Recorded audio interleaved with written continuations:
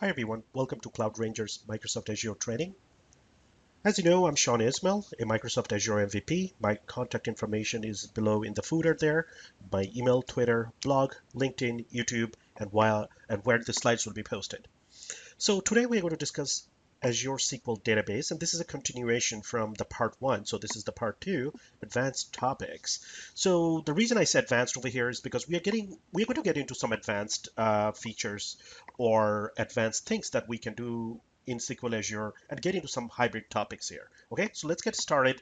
This is going to be a very heavy demo-oriented session, so I'm not going to have a lot of theory here. Okay, so I changed the way I'm going to do this session a little bit. So I'm going to cover, so this is the agenda. I'm going to cover all of this over here. And you will see that why I'm doing this. One, I've had requests where people asked me to actually create the agenda before I get into the session. So they have an idea of what we are trying to cover in the entire session. And the other thing is that in this session, you'll notice that there are certain things we will get to later, but I want you to do that first before we get started. So anyways, today, we are going to cover creating Azure SQL Database Server and Database. So this is something we covered very quickly in the previous session. So I'm going to get into I'm going to go do this slowly and get into some details as I create a Azure SQL Server and a database. Then we are going to browse the Azure SQL Database properties and features, and we are going to see, like what are the different options that are available to you. Then connect to Azure SQL Server using SQL Management Studio. So I'm going to show you how to use SQL Management Studio to actually connect to one of the Azure SQL databases. People who have been working with SQL already do understand what SMS is or SQL Management Studio is. For those who do not know, we'll get into the details of that. Then we're going to change the Azure SQL Database pricing tier. So I'm going to start off with a tier in SQL Server. Like I mentioned that there are multiple tiers in Azure SQL. So I'm going to do that, and we're going to change this live and go to a next tier or some other tiers, and I'll show you how this can be done live without significant downtime or a couple of seconds of downtime. It helps a lot in production environments when you can do something like that. Now the next thing, and this is something that is quite advanced, and it will actually show you the power of Azure SQL quite a bit in a hybrid scenario. So we are going to create an on-premise SQL server. I'm going to go to the installation and configuration and a database creation. So I'm going to create a database for you. And what we are going to do is we are going to take the database that's this on-premise SQL server and export it to Azure SQL Server. So this is going to be really interesting for you folks who are trying to actually move workloads from your on-premises and either staying in a hybrid scenario or moving completely to Azure. So I'm going to show you a little bit on how to do that. Very much also required for your exams, by the way. So the new curriculum covers this quite well. So we are going to do all of that. So as you can see, there's a lot to cover. So let's get started. And before we start with create Azure SQL Database Server and databases, I'm going to go and ask you to get started with this one first, because it will require you to create a domain controller, create a SQL server, and uh, configure and do all of that stuff. So while you actually get started with viewing the rest of the session, you can actually have the other servers getting created on the side, so you do not waste a lot of time. So the way we are going to do that is on-premise SQL Server. I call it on-premise SQL Server, but this is going to be a SQL Server that's going to be installed in an Azure VM. Okay, so it's going to give you almost the same effect of having the SQL Server on a physical server or a virtual machine like Hyper-V or VMware on your environment. And it's easy to do the lab this way, but essentially it's the same as creating or working on a virtual machine. Okay, so what do you need to do for that? Actually, let's go to my client machine here. I'll show you. I already have created two virtual machines. One is a domain controller. I'm just calling this Ranger DC1 and Ranger SQL. So go ahead and create a virtual machine and let's get some details on this real quick. This is a A3, standard A3 with 4 core and 7 gigs of memory. So go ahead and create one for your domain controller. And for your SQL, I think it's the same, standard A3. So create two virtual machines and start configuring that. With the Ranger DC1, this is a basic server where I went and installed the domain controller. It's very simple to create the domain controller. Go to Windows Features, add a domain services, get your domain controller up and running.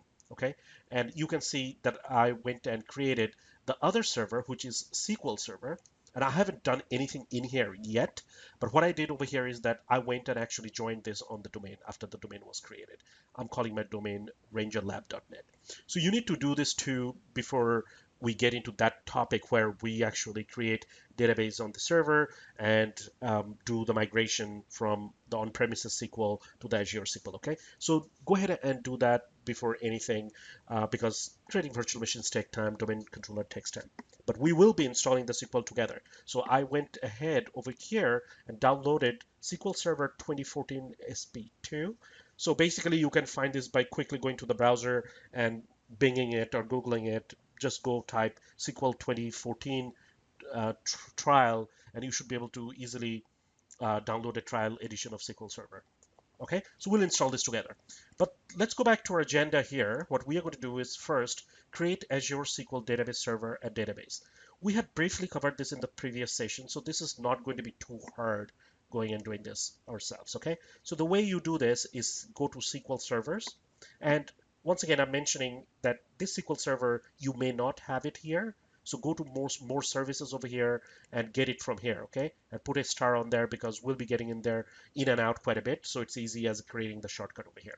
So go to SQL Server over here, and I'm going to first create a logical SQL Server. The reason it's called logical is because it's not like a virtual machine or something that you are creating. It's logical container for all the databases that are going to go in there. So the first thing we need over here is create an unique SQL Server name because it will be .database.windows.net. So I'm going to just call it Ranger SQL 001. Obviously use something you want to. You'll see that there's a check mark here, means it's definitely unique. If it's not unique, you'll get a cross. You need a SQL Server login, admin login that you need to create over here. So let's do that. I'm going to just call ours SQL admin, I suppose. Go ahead and create a password. So I'm going to create a password for this.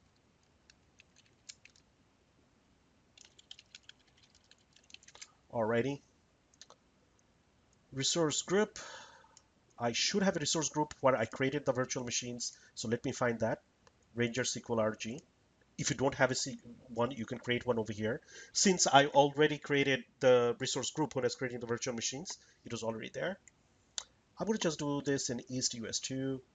And I'm going to check this box, allow Azure services to access server. So allow Azure services to access server means all the Azure services, including this portal, will actually have access to access this server. Okay, so you can get some explanations of this over here as well. Okay, all right, let's go ahead and create. This does not take too long to create, so we are going to just let this run.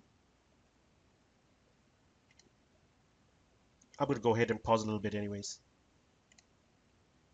Alrighty, it took about a couple of minutes, but it's here. Refresh, and you can see Ranger SQL 001 server is created under the SQL servers over here.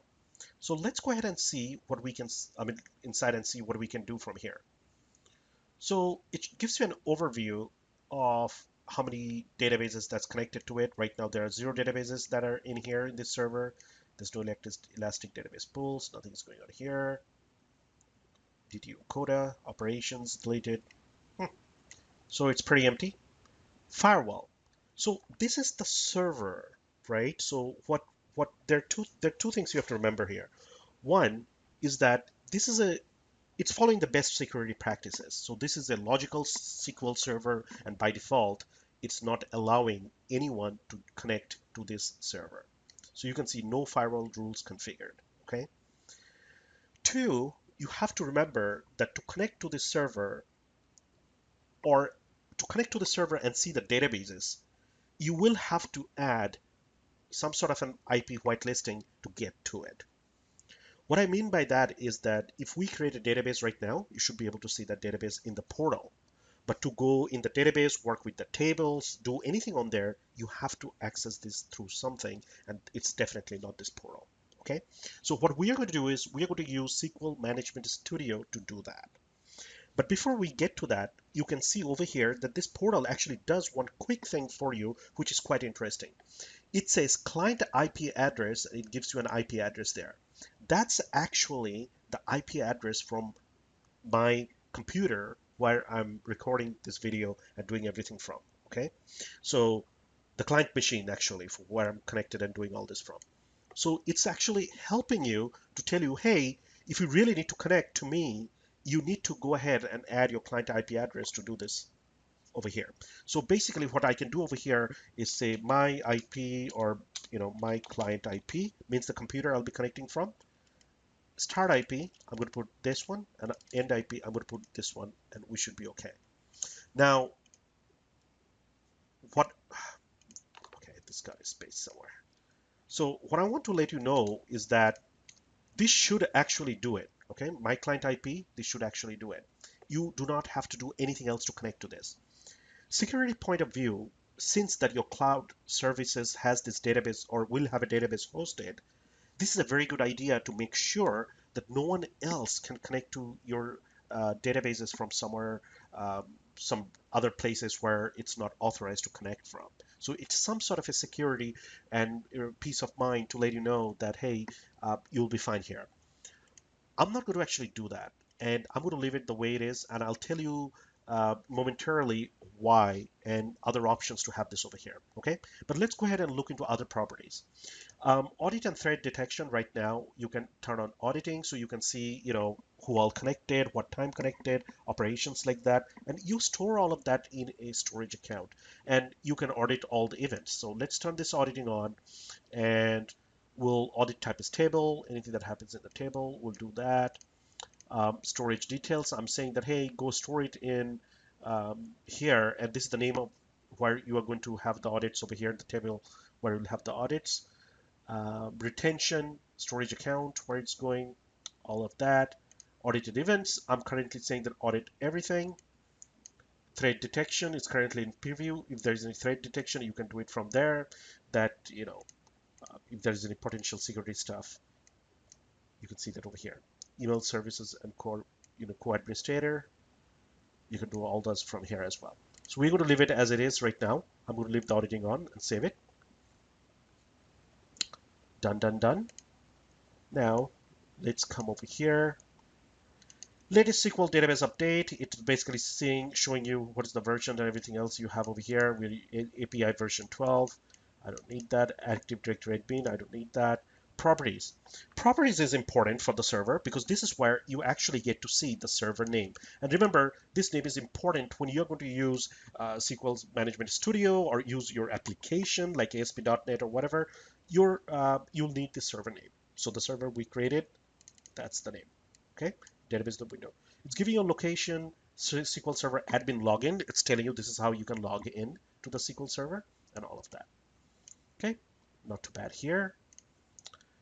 Go to logs. Right now, I don't think the resource has any logs. There's a very basic stuff, automation scripts. I don't need that either right now. So I'm basically just reading through all the properties of the SQL Server over here, as you can see. Right? What else? Let's see over here. That's pretty much it, really. There's one more thing I want to show you here, but let's actually get to this later. So right now, this was only the properties of the SQL Server. There's no databases associated or connected, or this SQL Server is not hosting any other databases. You can go to the SQL databases and see it's not there. Okay, so let's go ahead and create a database and connect and put that in the SQL Server that we created. And we do that from here. Go to add. It's asking for a database name. Let's call it Ranger DB01 or just Ranger DB1. Okay, I'm going to say I'm going to create a database in this database server called Ranger DB1. It's asking which resource group you want to put it in. It's already went and selected the resource group we have, Ranger SQL RG, which is great. It's asking you, like, do you want some sort of source on this? So we can say, okay, you can have a blank database that you can create it. You can have a sample database. Sample database is basically Microsoft giving you something like a sample database that it has created with a bunch of table and data to explore that. So we'll say, you know what, let's go ahead and get a sample database. The sample database that Microsoft gives you is called AdventureWorks, so it's here. You can see it went ahead and associated itself with the server that we had created, Ranger SQL 001. So that's really the only server we had. If you have multiple servers, which you can for the various reasons, you can select that. So we're saying that this database is going to be contained in this logical server, SQL server that's over here.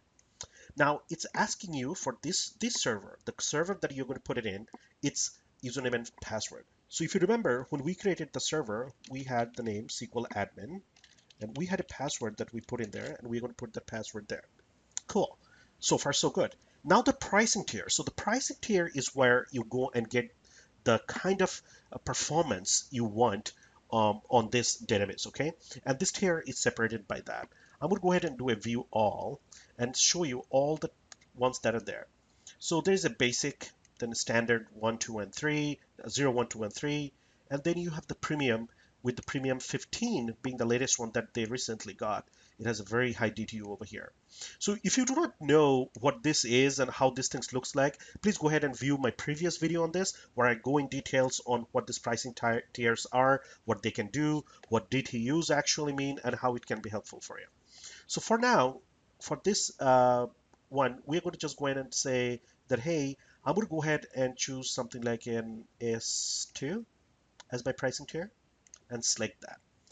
So that's pretty much it to create a database. So let's go ahead and hit create, and we are going to wait for this database to be created. So I'm going to pause the video and going to come back in a bit. Alrighty, the database has been created. Ranger DB1, it shows the status is online. Oops, let's go back. It says the database online. There's no replication role, and the server it's hosted on. So if you see the server over here, Ranger SQL 001, which is the only server we have over here, go to SQL databases, you can see it's connected to that, or it's hosted on that logical server container. Okay, it also quite conveniently shows you the pricing tier it's on. It's a standard AS2 location, is to US2, whatever you will be creating your one. So let's go in there.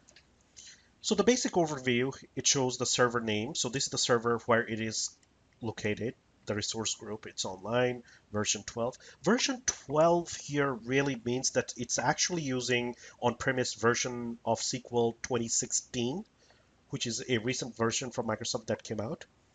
Performance, geo-replication, nothing is configured yet. So the thing that I want to show you over here is the pricing tier. So you can go into properties over here and see the pricing tier it is on right now. Okay, geo-replication, we'll get to this in a different session. Geo-replication right now is not enabled or configured. Auditing and threat detection. So you will notice that the auditing over here is going to be inherited by default from the server. And in the server, we said that we are going to have the auditing on. It's interesting to know that. Then we have something very interesting that's called dynamic data masking, okay? Dynamic data masking is actually a feature for SQL Server 2016 that came out recently, where you can have a specific column masked. So you mask that table or mask that column in such a way that when somebody queries that table, that column data will be masked, or it's going to not show it the way it is. That's what it is, right? I mean, it will be masked with some other information, so you cannot see the data. That's the whole goal. So what we're trying to achieve by masking this is based on, you traditionally what we do, we go and query a database, we'll run a select query, and we'll get whatever we selected, either a star or certain columns that we can get from the data.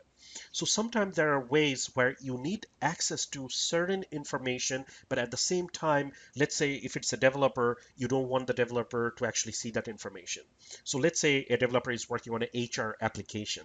The developer goes and runs a select query on all the employee. So all the information will show up, and you have the capability of going, adding the mask to, let's say, the employee's personal cell phone number or contact information, or let's say the employee's salary. So you can be selective in what you're showing to the developer in this example, rather than blocking him or her completely from running that query on that specific table by giving permission on the table or not, right? So it's very dynamic. It's a new feature with 2016. Look it up if you want to. Since this Azure SQL Database is based on the 2016 version, you can see it's there. The next option over here is transparent data encryption, and I love this.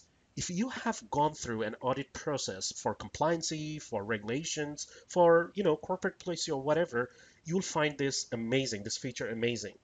So TDE or transparent data encryption is nothing new. It was always there in the previous version of SQL servers like 2014, 2012, and so on. What transparent data encryption does is that it provides you it provides you encryption of your data uh, when it's at rest. Okay, what does it mean? So your data can be at rest, means stored somewhere, and in transition means you are running a query and transferring the data somewhere else. So transparent data encryption will provide you a encryption for your databases. It will provide you encryption for your backups, for your log files, and you don't have to do anything besides turning this on. And that's amazing. You're basically saying encrypt all my data when it's stored somewhere. And you do not have to do anything on your application to access this data. And hence the name or the term transparent over here. Your application will not even know that it's accessing data that's actually encrypted at rest. Okay, so when you turn this on, your data will be encrypted without any changes in the application, and it will satisfy your data at rest compliance requirement if you're actually going through compliances or have gone through that. So people who have gone through that will actually appreciate this quite a bit. And I suggest that you have this always turned on, because we're getting into that part of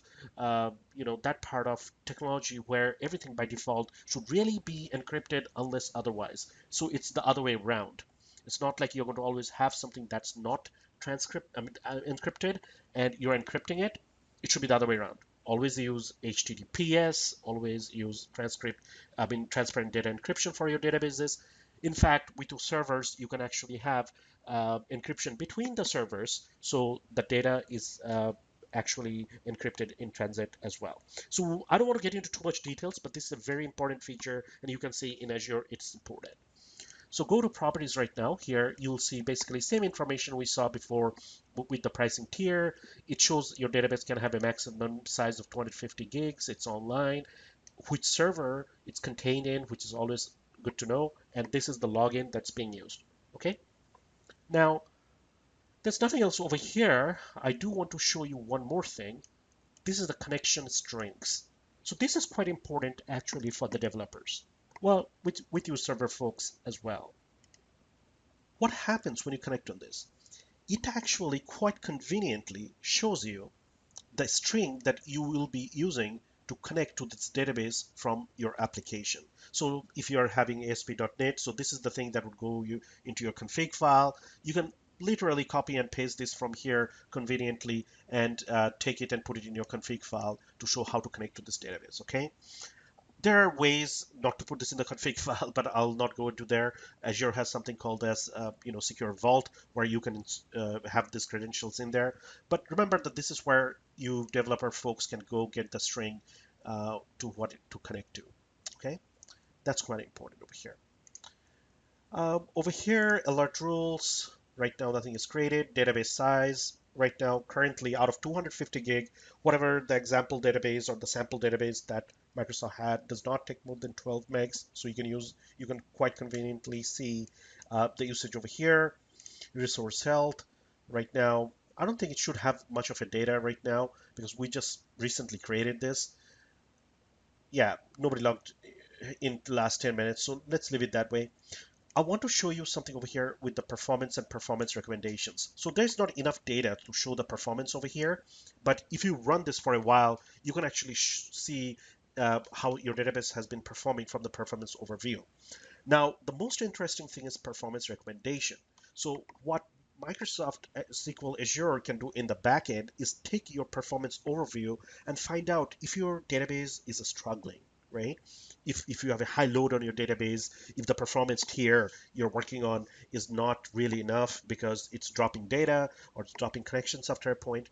So what it will do is it will analyze the database And that's about it. It will give you, I mean, nothing happened for us, so it's not telling us anything, but it will give you some sort of recommendations. Like it could tell you that, hey, buddy, you are on your pricing tier S2. Maybe you need to go to S3 because we are looking at your performance for this database and we are finding that you are constantly using more DTUs and it requires to be, in the next one. I think it's quite intelligent and it's quite important, in fact, as well, to help you manage that manage the performance tier. Okay, so if you think that you did not do it right, it will outright tell you in a bit that how it is. Then you have query performance insight. It actually can show you how your queries have been running and how the performance of your queries are. So your database folks will learn to appreciate this, where you can actually go and see if there's any query that's blocking a process, or if a query needs to be optimized because it's not written well. So you can see all of that from here. So that's all that is to actually the database itself, okay, from where we can see the properties and everything else. What I'm going to do is actually connect to this database. So far, all the properties that we have seen over here, nowhere you saw how or what is there actually in this database, the tables and everything else.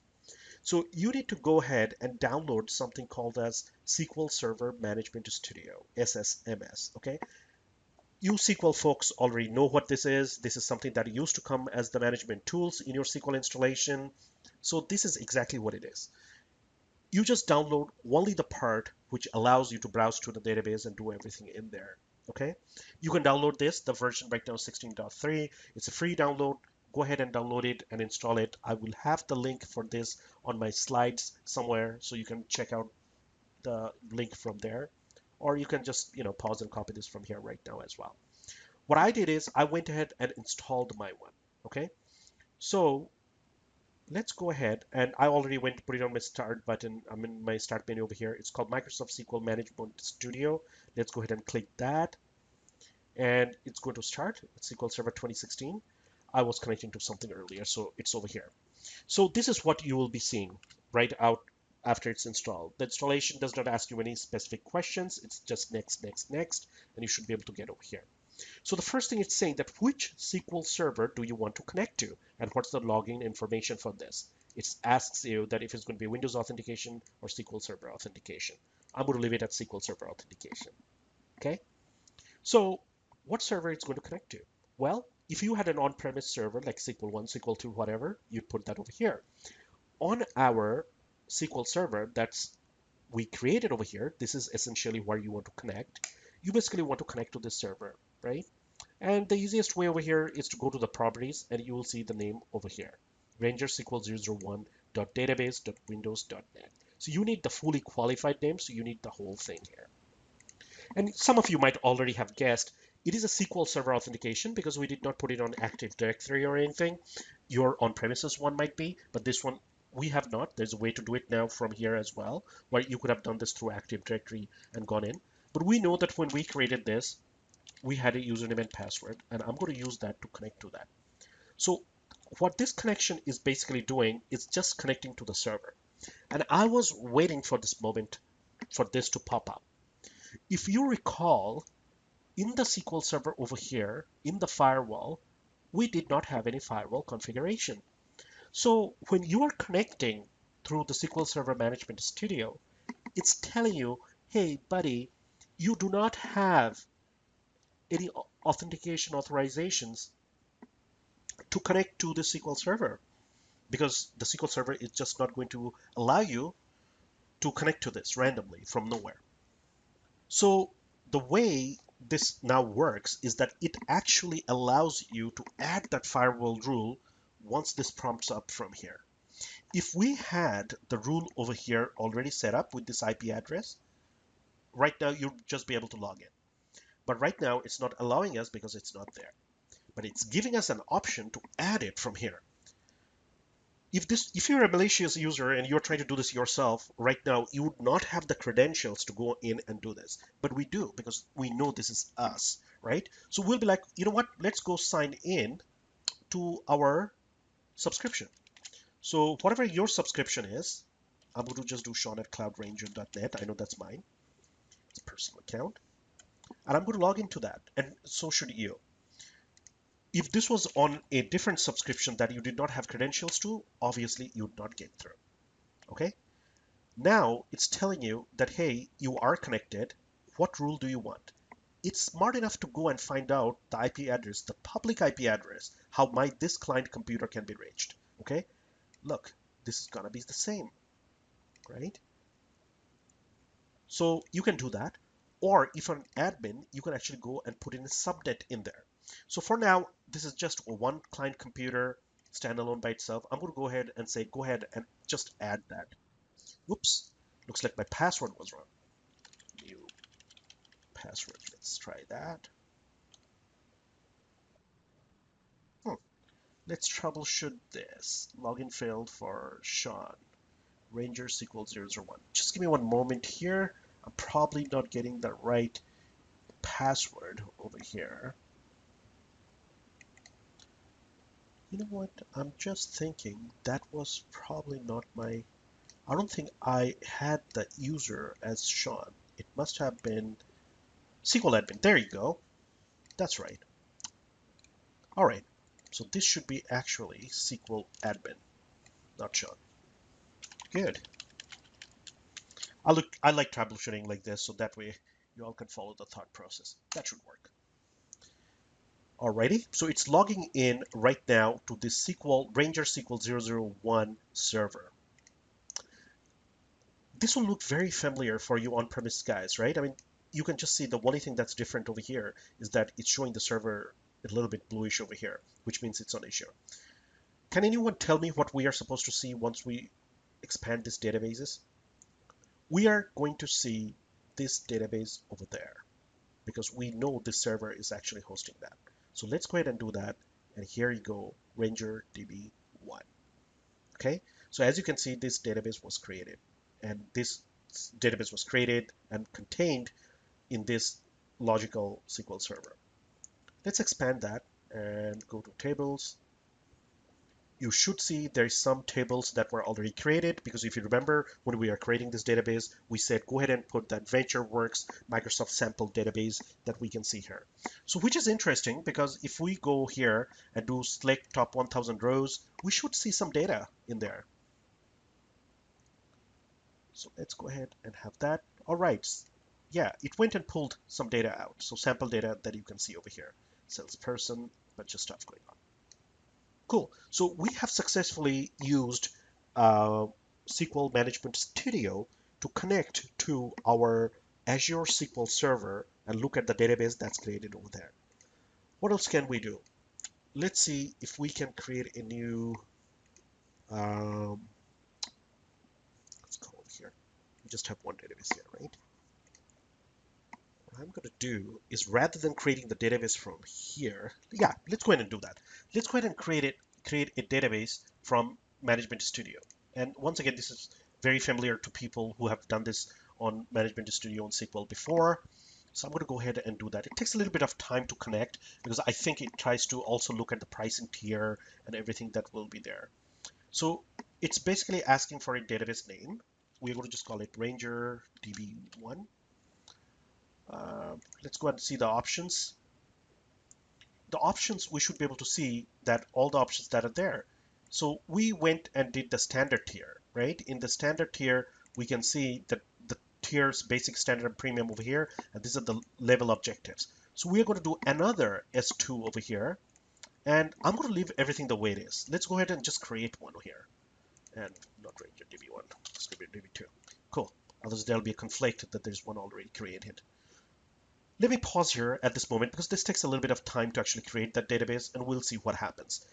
Just to remind you once again, we are creating this database from the Management Studio and not the Azure portal directly. But since we are connected to the Azure portal, the database will actually show up here.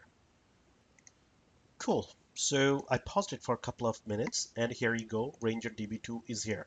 So if we come over here in our databases and do a refresh, we should see Ranger DB2 here as well. And you can see it's almost similar to the previous one. So I just demonstrated how you can use the Management Studio as well to do the management functions that you SQL database administrators have been quite familiar with all this time, create databases and do everything from here as well. This is very exciting, right? So that's pretty much cool. So we have created a database 1 and database 2. Database 2 is blank, so it should not have, or maybe it went into, no, it's blank. There's no databases over here at all. Okay, okay, so that's cool. So what do we have covered? We have created Azure SQL Database, Server, and Databases. We went to browse the SQL Database properties and features. Let's actually go to the slide. Features, we went and did connect to Azure SQL Server using Management Studio. As a bonus, we also went and created a database from the SQL Management Studio on the Azure SQL Server. I want to go ahead and show you how to do an Azure SQL DB pricing tier change. Okay, and this is important. So let's say that, hey, you found out from whatever reason that your database 1, which is at a pricing tier S2, is not really doing that great and you need higher DTUs. So how do you do that, right? So one way to do that is come to the pricing tier, and this is the best way to do that really, is come over here and scale DTUs. It's not refreshing properly, so let's try that again.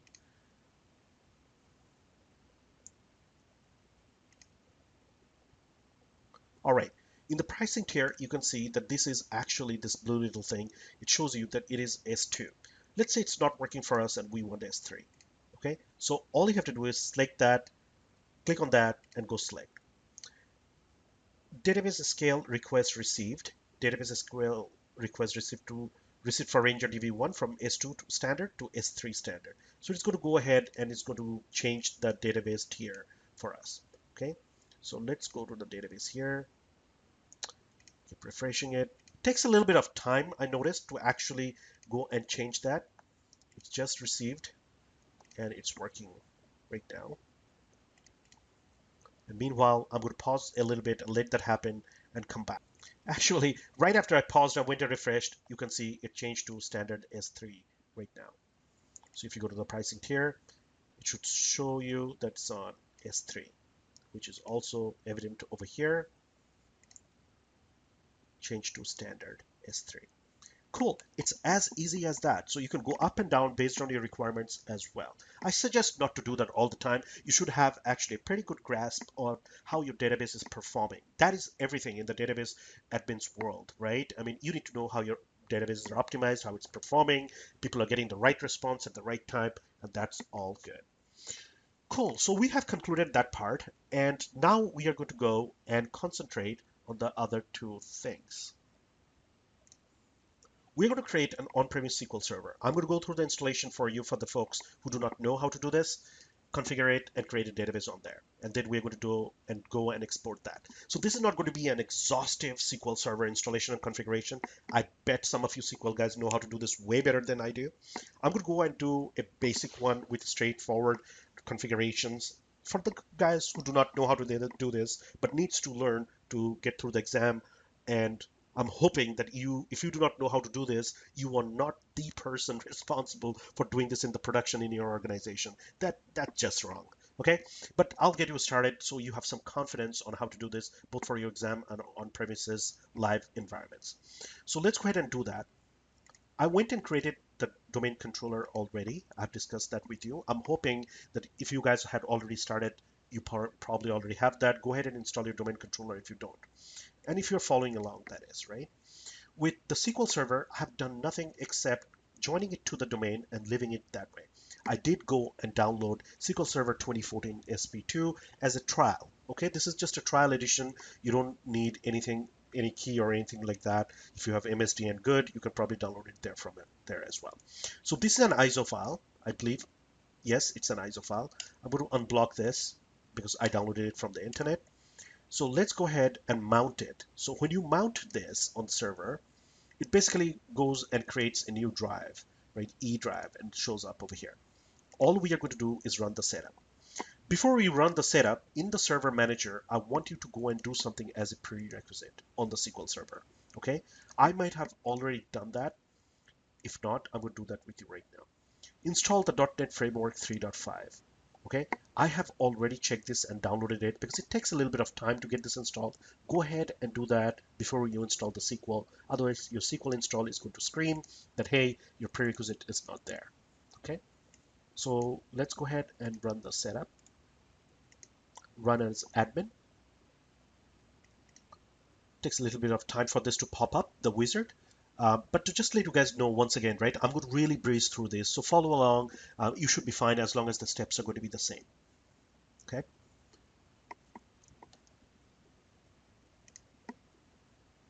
Cool. Once the wizard comes over here, let's go to the C drive. I want to do one more thing here, and I'll show you. I'm going to have something over here called data. I'm going to create 3 folders here. Logs,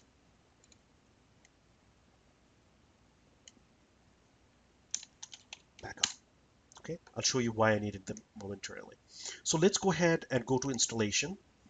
In the installation on the left hand side, this is going to be a new SQL Server standalone installation. So I'm going to click on that.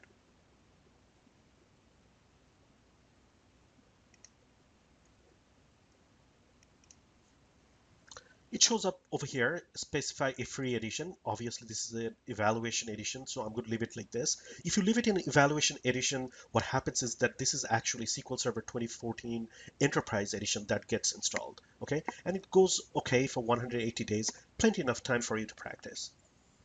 If you had a product key, you'd just enter it there, but we don't. So let's leave it here. Agree to the license terms. It's going to run check in process. So restart computer. So it seems like that I did have a restart pending from my computer from an update or something. So I'm going to go ahead and do that right now. As you can see, it's not allowing me to go ahead without doing that. You probably will have all green here if your .NET has been installed. Okay, so I'm going to go and just cancel my installation. I think it's one of those updates that went and did that.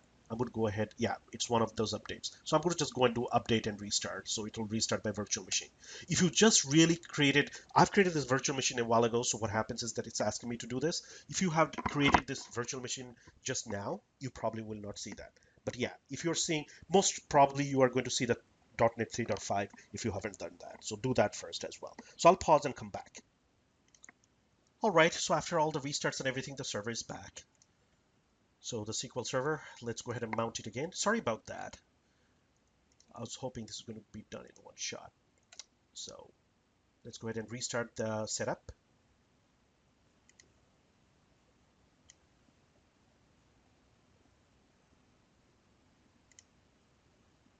Alrighty, it's back again. Let's go to the installation. New SQL Server standalone installation.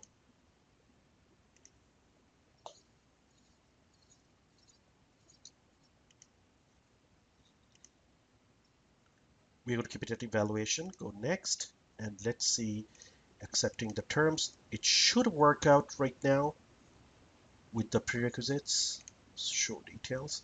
All right, it passed everything. Okay, I didn't have to click next. It actually just went boom to the next one. Microsoft check to check updates. I don't want to do the updates right now. It's actually seeing that if there is a SQL Server product update, I can uncheck that and go next.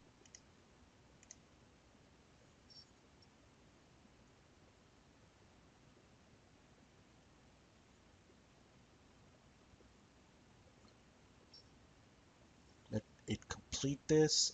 I'm going to pause here a little bit. All right, it went directly now to SQL Server feature installation. That's exactly what we want.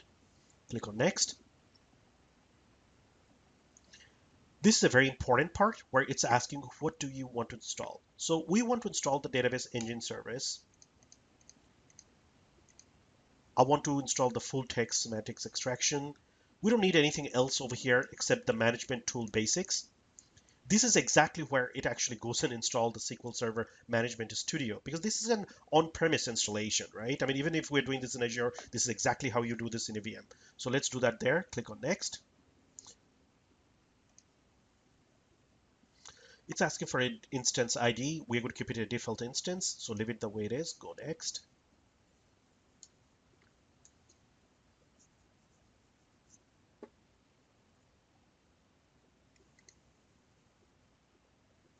All right. So here, as a best practice, what I'm going to do, we can leave this alone if we really wanted to. It's going to ask that what account you're going to use to install the SQL Server agent. Um, I'm going to just say Ranger Lab. I'm going to use my domain account, Sean here. Database engine. So this is the main service. I'm going to do the same. Ranger Lab. I'm going to use Sean here.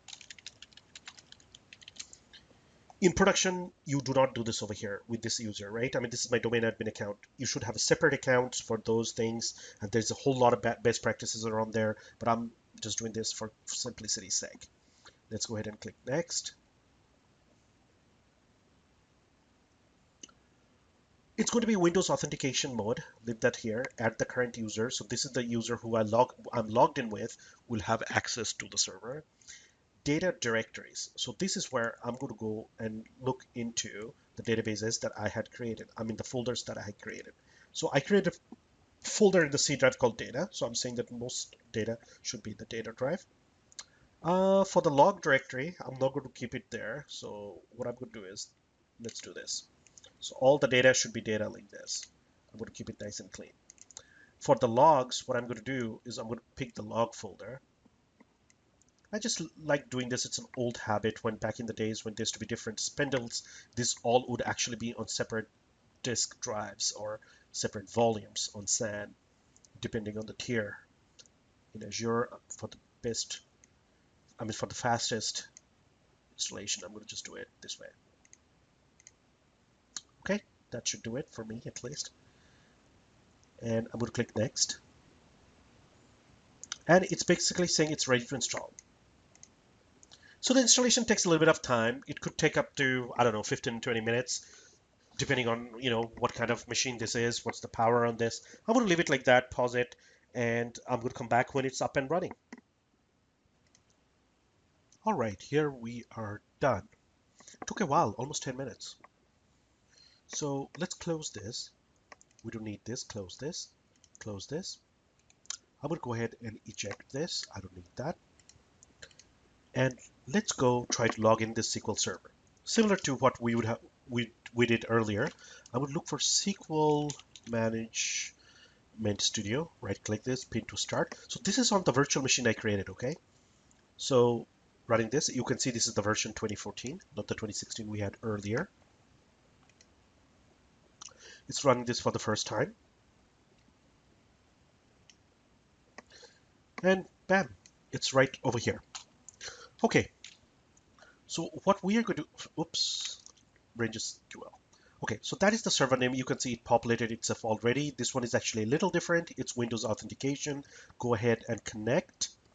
And we are connected to our SQL server. There should be no databases here. This is the on-premise SQL server. Okay, so that's one we wanted to show. It's very similar to this one we had earlier when we connected to our Azure SQL. So let's go ahead and connect to this one, SQL admin password. They should actually have those two databases there. So let's show you that it looks similar. Okay, so let's go back to our Ranger SQL. There's nothing here, right? So next, so I just showed you how to create a SQL Server installation and configuration, and we are going to create a database next, okay? And it's very similar here. Since this is on premises, we're going to just go and click no new database. I'm going to call this on-prem DB1. Okay, on-prem DB1, as you can see by default, the data unlocks that position in the right place. Options. Here the options obviously look a little bit different than the ones we saw earlier. Just go ahead and click add. It will create the new database over here, on-prem database. Okay, I don't think there should be any tables here, but yeah, that's pretty much it. So what we are going to do right now is actually create a table. So let's go ahead and refresh this, okay? Let's go ahead and create a table. The way you can do this, I don't want to get into the complexities. This will be very simple, I promise. A new table, I'm going to have a table name. So I'm going to call the table name as employee info, okay? In employee info, I'm going to look for two things, two columns. One is a column where it will show the employee's first name, and the data type, I'm going to just call it 50 over here, variable, and last name, similarly, I'll do the same. The different data types, what I'm doing over here is basically putting different data types over here. So let's put that, okay? And that's pretty much it. I'm not going to do anything else. I'm going to have just first name and last name, okay? Let's go ahead and save employee info. That means in tables, there should be dbo.table_name. If I do that, I'm in employee. Yep, employee info. So I created the table, and the structure of that is it's a first name and last name, but there really should not be any data in there right now. The easy way to check that is go and do a select top 1000 rows. It will probably show you nothing in first name and last name. So the way you can put some info real quick over here is edit top 200 rows. And obviously you can do this with script and a lot of crazy other things. I'm going to just do like real dirty Sean Ismail, go and do a John Doe, go and do a, I don't know, let's put somebody, uh, Chris can, that's it. I think that'll do. So what we'll do right now is let's go ahead and run this query once again. You'll see now in my table, there is 3 records over here with our names over here. Okay, so basically I just added some data in here. So the main goal of doing this is actually creating the server installation configuration. We created a database, and this is our on-premise database right now, and this database actually happens to have some data. So our main goal of doing all of this is actually to come over here and in the SQL database over here and export our database that we had on premises to SQL Azure, okay, or Azure SQL in the databases over here. There are many ways to do this using something called as a backpack, BSE, PSE, or you can from the new Management Studio do this directly. So I'm going to show you that first. So if you click on on-prem DB1 here, I'm going to go on tasks. In the tasks, after right-clicking the database, you can see something over here that says deploy database to Windows Azure SQL Database. Okay, we're going to try doing that. Let's go click on that. Go click on next. It's actually asking the server connection. This server connection is going to be the same server over here, right? Because this is the server that's going to host that. And the way we get the name, we can see there are 2 databases here now. It's populated. The way we get the name is go to properties, get the server name from there.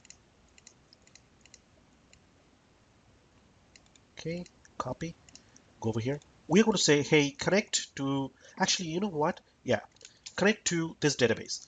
We know that this is not a Windows authentication. It will take a SQL Server authentication, right? That SQL admin. That's the only way we can connect to that database. And we're going to put the password in there. And we are going to say connect. If everything works okay over here, you can see that the information got pulled over here. And it's saying that what kind of database tier do you want this to be? I'm going to say that, hey, I'm going to keep the same name. I want this a standard database and keep it S2. Okay, we could even keep it S1 based on what you want. Go click on next, and that's pretty much it. What it will do right now when we click on finish is hopefully take this database, export it to our Azure SQL Server, and have the database hosted there. So let's go ahead and click finish. You can see it's extracting schema from database. It's not really a large database, so I'm hoping this is not going to take too long. But once everything is said and done, we'll come to SQL database over here, and we should be able to see this database created over here. So let's go ahead. Oops, let's close this. And Azure SQL, you can see it's succeeded. So one thing I want to let you know, and this is not for just exams, but for production environment. Certain things on your on-premises environment, certain SQL objects will not be able to be, you'll have to do some work on there to move them to the Azure SQL, okay? This was a very simple database with not enough complexity in there, simple schema, simple everything. But when you have a large database with bunch of tables, bunch of relationships, a lot of things, it might show you some error over here that you need to go and adjust certain things to actually export that. For us, so far, it's very simple. Importing package schema, updating database. Let me see if it actually showed up already here. No, not yet. I'm going to pause a little bit and come back. All right, so it got done. I don't see any warnings or any errors. So let's close this. Let's go back to our portal, refresh that, and you can see just like that, we have on-prem database 1 that is created. Not only it has been created on the server, it actually also got the data. And how do we do that? How do we find that? Let's go to our actual, let's close this. This is on my computer, right? The Management Studio. Here we are connected to the SQL Server. If I refresh this right now, my third database should show up here, on-prem DB1. Obviously, you would name it a little bit better so you can understand this. So if I go, I should be able to see my table right here. Absolutely. And in my table, if I go and do select top 1000 rows, it should bring the data with it. So let it connect. And there you go, Sean, John, and Chris. So just like that, we used the wizard and we exported our database from our on-premise environment to SQL Azure. Okay, I made this look very simple because it is simple, but it can have a lot of complexities based on how your database was designed on premises. But the basics are still going to remain the same. And this also shows that how easily you can actually do this, right? If you are going through a migration or hybrid process, you just brought your on-premise database just like that over here. Now, there's a lot of architectural things you have to think, right? You have to first see that what kind of DTUs you want, um, and you have to see performance, you have to see, security and things like that. And the way that security would work is like pretty simple. You come to security over here, you create logins. The only login we have right now is SQL Admin. Obviously, for your application, you might have to create a different login, and this is no different from how we have done this on premises for years. The other thing I want to also tell you is that now that you have the database here, let's say this was an ASP.NET application which reads to this database and does some stuff. You can do similar stuff with web apps in Azure. You can take your on-premise application and deploy it here. Technically, you just migrate it from your website from your on-premises environment to Azure environment. Okay? So that's not really complicated over here. So what did we do in this session? In this one, we went and created the on-premise SQL Server, installed it, configured it, created a database, and exported the on-premise SQL database to the cloud. Okay, and you could have done this on a SQL Server, which is different. We just had a SQL Server over here created. That's why I went and did that in the same one, so we can see them together. You could have done this on a different one as well. So the last thing is, for completion's sake, I actually paused the video for this one because I had to go and check the curriculum. There's one thing I want to show you as well. Over here in the SQL database, our on-premise database, I just pretty much went to task and did deploy database to Azure SQL Database. So there are certain things that happen in the back end, but I want to show you how you could have done this a little manually, okay? We have got a couple of minutes. So rather than deploy database to Windows Azure SQL Database, what we are going to do is going to export data tier application, okay? This is one thing you can do. What this one will do is, rather than going directly, what you can do is create a file called backpack file, BACPAC backpack, that's what I just call it. You can connect to a storage account and you can actually put it there. The way you can do that is, obviously you can get the storage account and account key and you can push it there, or you can save it to a local disk as well, right? So a backpack file actually has the database schema and the data in there. So I'm going to just call this as on-prem DB1, and let's go to the desktop. It's a backpack file. We are going to go and just dump it there. So it's going to do similar stuff that it did earlier for us, but it's not going to actually export it. It's actually just going to have this. So it's almost like a backup file, and you can do that there. You can have this uploaded to the Azure store, or you can come over here. I'll show you how you import that. So you go to the SQL Server directly.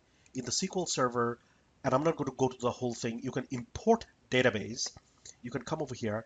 You can fill in this information over here and get to the where the database was stored. Let's say the database was stored in a blob storage, and you can go and do it from there. Okay, this is just for the completion sake of this session. I just wanted to mention that you can create a backpack file, export it, upload it to the storage, import it, and do what we really did through the wizard earlier.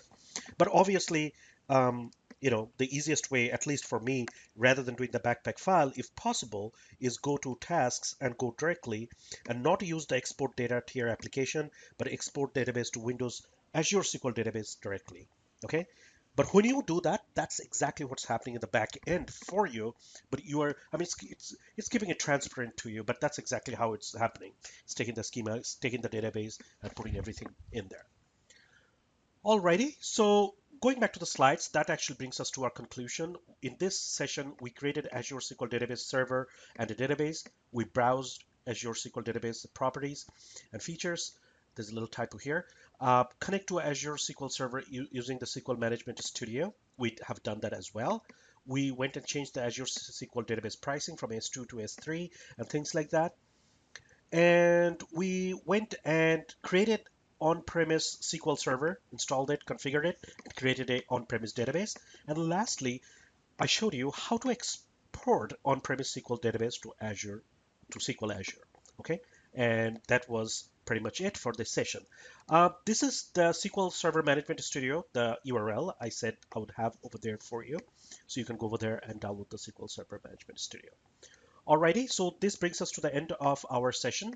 As usual, I hope you have benefited from this session and you have learned something for your exam as well as for your, for your live environment perhaps. Okay, so here is our training site, cloudranger.net/Azure training. Our YouTube channel, Cloud Ranger Network, that's where you have me here. The slide will be posted in that location on SlideShare. Give me some time. And that's how you can follow me on Twitter. Usually, if you follow me on Twitter, you get to know right away when I post a new video or if there's something interesting in Azure that I have to share. And you must have figured out by now, Azure is changing every day. So the more you can keep current, more Twitter followers you have, the more information you will get. Okay, you can email me Sean at cloudranger.net, and I must say that's the slowest way to get response from me. The best way to get response is by going to the YouTube video and putting comments over there, hoping somebody will help you or I will help you as well. You can connect with me on LinkedIn if you want to get in touch, and that's the location over here. All right, thank you for viewing, and please like the videos. It definitely works as an encouragement, like I've mentioned on YouTube. And that's all for today, and see you in the next session.